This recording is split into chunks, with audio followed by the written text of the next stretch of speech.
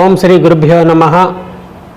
అఖండమండలాకారం వ్యాప్తం యేన చరాచరం తత్పదం దర్శితం యేన తస్మై శ్రీ గురవే నమః. మిత్రులందరికీ నమస్కారం.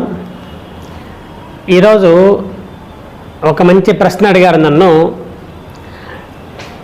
చాలామంది ఏలినాడు శనితో బాధపడుతూ ఉన్నారు. ఈ ఏలినాడు శని వల్ల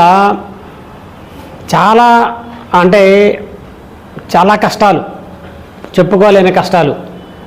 ఉన్నట్టుండి ఉద్యోగం పోవడం, వివాహ భగ్నం కావడం, అలాగే కుటుంబంలో చికాకులు, సమస్యలు. ఎంతో బాధపడుతున్నా స్వామి, ఏమి చేసినా దానికి సరైన పరిష్కారం దొరకడం లేదు, మీరేదైనా ఒక మంచి పరిష్కారం చెప్తారా అని చాలామంది అడుగుతూ ఉన్నారు. నిజమే, నేను కొన్ని వందల జాతకాలు చూసినప్పుడు కూడా చాలామంది ఏలినాడు శనితో బాధపడడం, చాలా కష్టాలు. కొంతమంది అయితే ఈ జీవితం ఎందుకు, సూసైడ్ చేసుకుంటే పోద్ది అనే దగ్గరికి వచ్చిన వాళ్ళు చాలామంది ఉన్నారు.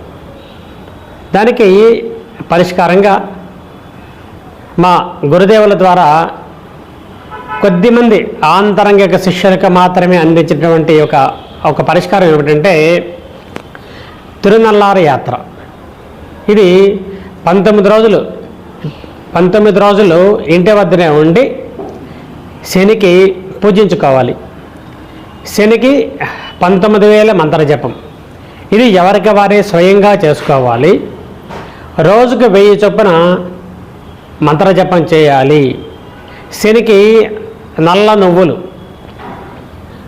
ఒక 1/4 కిలో నల్ల నువ్వులు తీసుకొని ఒక విస్తరి పెట్టి ఒక జపమాల, ఒక ప్రత్యేకమైన జపమాల తీసుకొని పిడికిడితో ఇలా నువ్వులు తీసుకోవడం, ఇలా జపమాల జపం చేస్తూ శని మంత్రం జపం చేస్తూ రావడం, ఆ పిడికిట్లో ఉండేటువంటి నువ్వులలో వదిలేయడం. అలా 1000 అంటే దాదాపుగా ఒక 10 మాలలు వచ్చేటట్లుగా ఆ నువ్వులన్నీ వదిలి ఆ విస్తట్లో వేసి పక్కన పెట్టాలి. అట్లా వరుసగా 2వ రోజు, మళ్ళీ 3వ రోజు, ఇట్లా వరుసగా 19 రోజులు ఒక దీక్షగా చేయాలి. ఈ దీక్షా కాలంలో బ్రహ్మచర్యము, కింద పడుకోవడము, సాత్విక ఆహారం తినడము, దాదాపుగా ఉప్పు కారం లాంటి పూర్తిగా తగ్గించేయడము, విష్ణునామ స్మరణ పూర్తి స్థాయిలో, ఇలా 19 రోజులు జపం చేయాలి. అప్పుడు 19,000 జపం పూర్తవుతుంది. ఈ 19,000 తర్వాత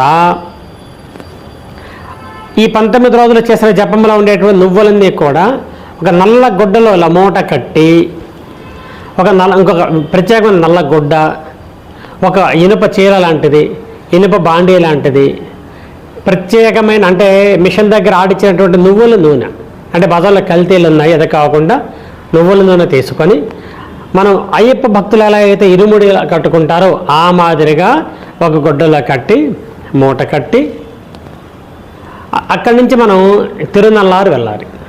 ఈ తిరునల్లారు ఎక్కడ? తమిళనాడులో ఉంది, కుంభకోణానికి దగ్గరలో తిరునల్లార్. అది భారతదేశంలోని శనికి ఏకైక క్షేత్రం, అత్యంత గొప్ప క్షేత్రం తిరునల్లార్.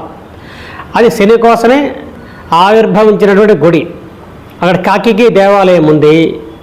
అక్కడికి వెళ్ళి కోనేరు ఉంది, అక్కడ పూజారులు ఉంటారు, గురుకులు అంటారు వాళ్ళని. వాళ్ళ దగ్గరికి వెళ్తే అక్కడ ఏ విధంగా కార్యక్రమం చేసుకోవాలో మనకు బాగా వర్ణిస్తారు. అక్కడ కోనేరు ఉంది. ఒళ్ళంతా నువ్వుల నూనె పూసుకొని ఆ కోనేరు స్నానం చేసి బయటకు వచ్చేసరికి ఆ జిడ్డంతా పోతుంది. తర్వాత ఆ బట్టలు అక్కడ వదిలేసి గుడి లోపలికి వెళ్ళి దర్శనం చేసుకొని కాకి దేవాలయం ఉంది లోపల, ఆ కాకి దేవాలయంకి వెళ్ళి దర్శించుకొని అక్కడ గురుకులు చెప్పినట్లుగా అక్కడ కార్యక్రమాన్ని మొత్తం పూర్తి చేసుకోవాలి. వాడికి మనఃపూర్వకంగా ఎంతో కొంత దక్షిణ సమర్పించి తర్వాత వెంటనే ఒక మంచి విష్ణు ఆలయాన్ని సందర్శించాలి. మా గురుదేవులైతే తిరుమల వెళ్ళమంటారు. అవకాశం ఉన్నవారు తిరుమల వెళ్ళి స్వామిని దర్శించుకొని అక్కడ ఎదురుగా ఉండేటువంటి బేడి ఆంజనేయ స్వామి వద్ద 5 ప్రదక్షిణాలు చేసి ఒక కొబ్బరికాయ కొట్టి అక్కడి నుంచి నేరుగా ఎక్కడికి వెళ్లకుండా నేరుగా మన ఇంటికి వచ్చేస్తే అంతటితో మొత్తం శనిదోష నివారణ అవుతుంది అని కొద్దిమంది ఆంతరంగ శిష్యులకి మాత్రమే గురుదేవులు ఉపదేశంగా చెప్పారు. ఇది ఎంతోమంది చాలామంది మనకు తెలిసిన వాళ్ళు చేసినందువల్ల చాలా గొప్ప ఫలితం వచ్చింది. అయితే అన్నిటికన్నా గుర్తుపెట్టే సమస్య ఏంటంటే ఎంతో ఆర్తితో చేయాలి. ఏదో చేశాం కదా అని కాకుండా ఎంతో ఆర్తితో మన సమస్య ఏదో చెప్తారు, స్వామి నువ్వు తప్ప నాకెవరు దిక్కు లేదు, నువ్వే నాకు దిక్కు అని శరణాగతి పొంది చేస్తాం కదా, ఆ మాదిరిగా చేసి తర్వాత తిరుమలకి వెళ్ళాలి.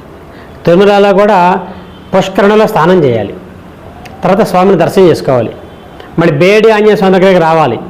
5 ప్రదక్షిణలు చేయాలి. కొబ్బరికాయ కొట్టాలి. అక్కడ హారతి ఇచ్చి కొబ్బరికాయ కొట్టాలి. మొత్తం 19 రోజుల ఒక దీక్షా కార్యక్రమం.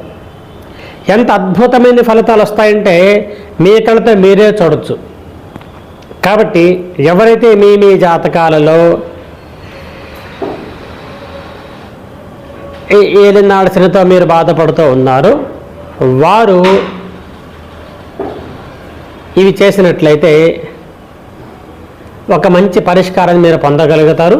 ఇది గురుదేవుల ద్వారా మనకు అందినటువంటి ముఖ్యమైన ఒక కల్పనా విధానం. ఈ యొక్క ఏలినాడు శని నివారణ దోషంలో భాగంగా 19,000 జపం చేసిన తర్వాత క్షీరతర్పణం చేస్తారు. క్షీరతర్పణం తర్వాత హోమం చేస్తారు. హోమం తర్వాత 10వ వంతు భోజనాలు. ఇవి కూడా దాంట్లో భాగం. ఎందుకంటే ఈ దోష నివారణకి మనకు నాడీ గ్రంథాలలో కానీ ఇచ్చినటువంటి నివారణ మార్గం ఇదంతా కూడా జపము, దానము, హోమము, భోజనము. ఈ భోజనం శాంతిని కలిగిస్తుంది అంటారు. ఇవన్నీ కూడా శాస్త్రం యొక్క భాగం. అయితే ఇవ్వబడినటువంటి శాస్త్రంలో చెప్పినటువంటి నియమాలని తోచా తప్పకుండా మనం పాటించగలగాలి.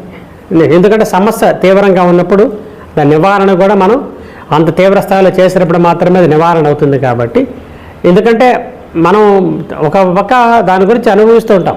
ఎల్లునాడు ప్రభావం చాలా ఎక్కువ ఉంటుంది. 7.5 అంటారు దాన్ని. దాదాపు 7 సంవత్సరం భయంకరంగా ఉంటుంది. అంత భయంకరమైన సమస్య ఉన్నప్పుడు దాని నివారణ కూడా మనం అంత గట్టిగా కష్టపడి మనస్ఫూర్తిగా ఆసక్తిగా చేసినట్లయితే చాలా గొప్ప ఫలితం వస్తుంది.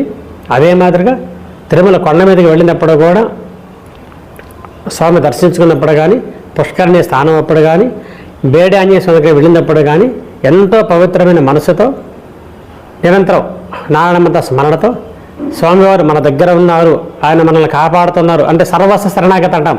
నువ్వు తప్ప నాకు ఎవరు లేరు స్వామి అంటాం కదా, ఆ మాదిరిగా ఆ శరణాగతితో చేసినట్లయితే శాశ్వతంగా ఈ యొక్క ఏలినాడు శని యొక్క తీవ్రత పూర్తిగా నివారణ అవుతుంది అని చెప్తూ ఓం శ్రీ గురుభ్యో నమః.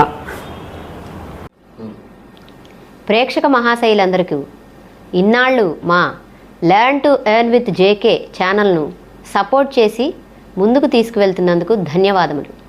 చూశారుగా, మీకు ఇంకా ఎటువంటి ధర్మ సందేహాలు ఉన్నా, విద్యా వైద్య రంగాలలో ఎటువంటి పరిహారాలు కావాలన్నా, మీకు ఎటువంటి ధర్మ సందేహాలు ఉన్నా సరే కామెంట్ బాక్స్లో తెలియజేసినట్లయితే గురువుగారు దానికి సంబంధించిన వివరణ నెక్స్ట్ ఎపిసోడ్లో ఇస్తారు. ఇంకా ఎవరైనా ఛానల్ని సబ్స్క్రైబ్ చేసుకోకుండా వీక్షిస్తున్నట్లయితే దయచేసి like, share and subscribe. Please watch our channel regularly. Thank you.